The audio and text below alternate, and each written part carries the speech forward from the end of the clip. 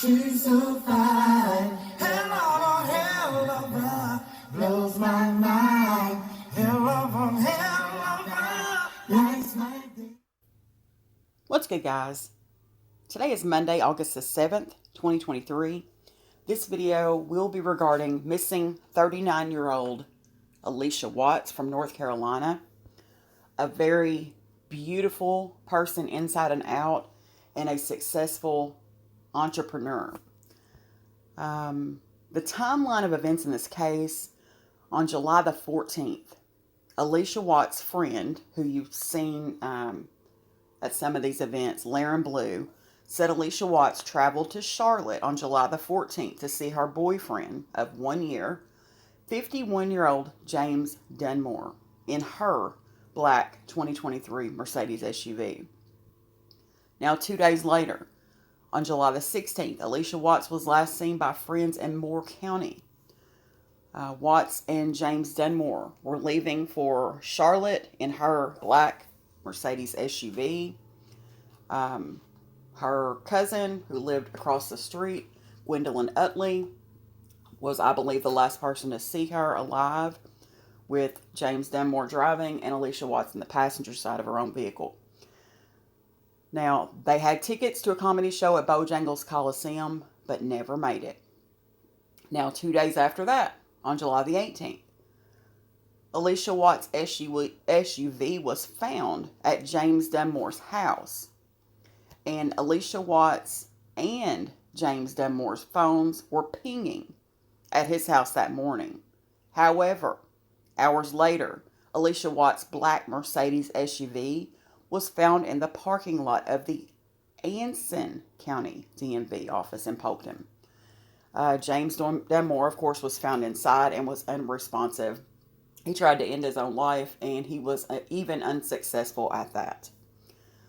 1 day later, on July the 19th, the Charlotte Mecklenburg Police Department filed a missing persons report for Allisha Watts. Foxfire Township Police searched Allisha Watts' home.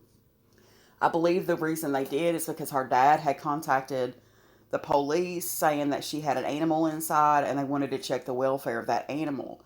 And when they went in there, they didn't find Allisha Watts at all. And then I think the Charlotte Mecklenburg Police Department let them know, hey, that is a missing person case. We are working that case out of Charlotte. So they were unaware that she was even missing when they went in there. But no one was home.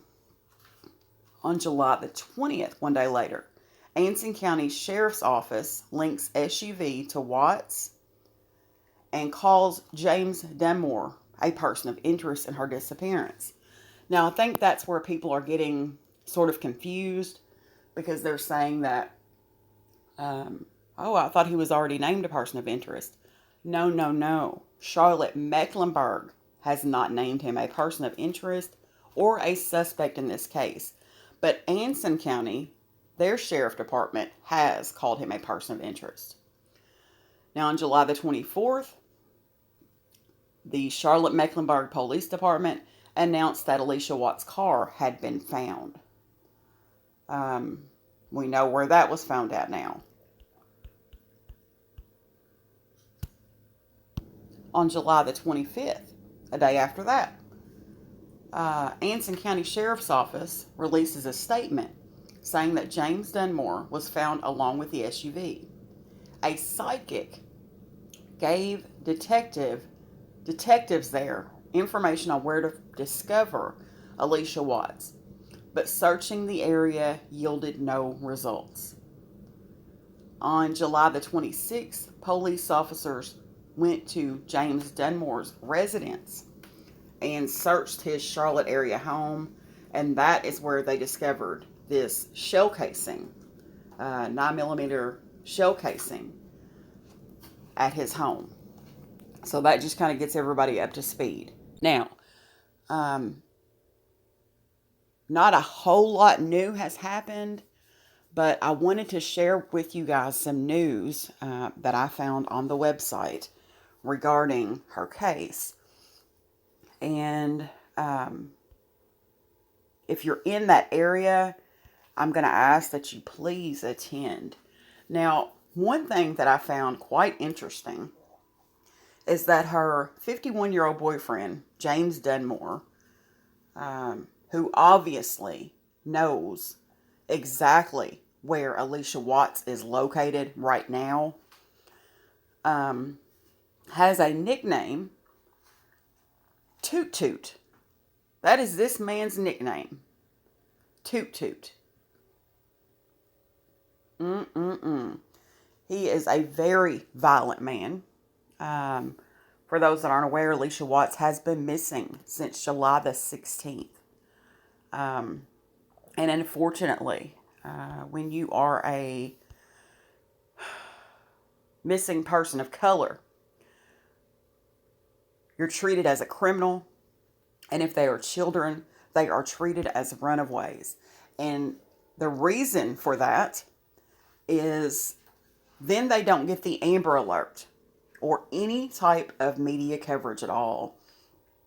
And young women and women of color are not seen as victims when they are missing.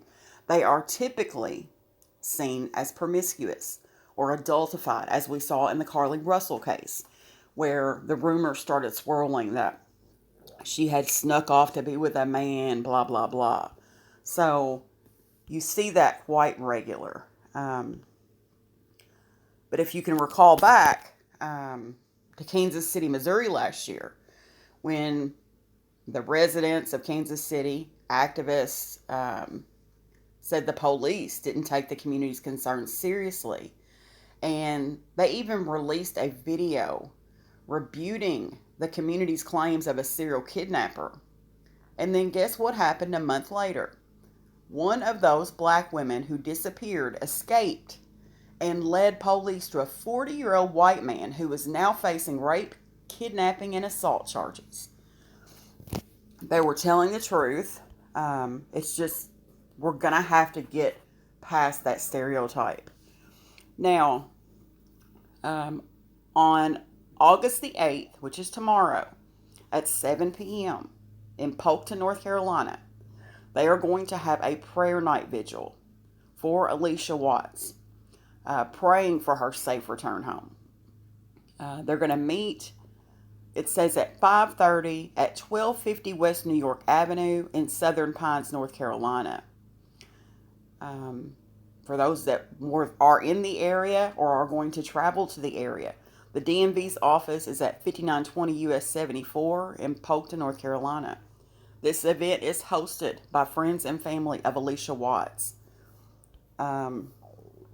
Also, on August the 12th, which is on Saturday of this week, the National Racial Justice Network is going to have a Prayers for Allisha Watts at 3 p.m.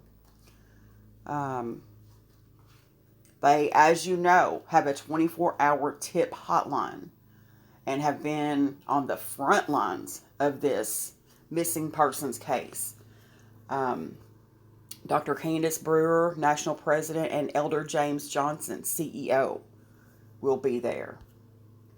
And on the 1st, which was last week, they had a Shine Your Light for Allisha Watts event, prayer candlelight, for her safe return.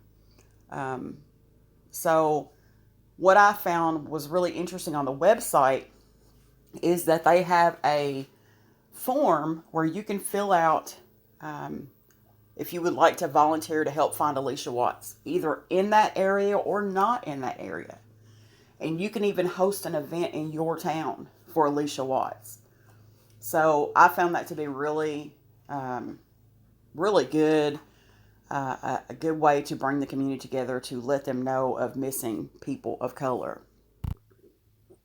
I just wanted to keep everybody in the loop on the events that are taking place for this case. And I will continue to keep you guys informed. And of course, if there's any more news regarding Allisha Watts, I will definitely keep you up to par on that. Thanks for watching, guys, and have a great day.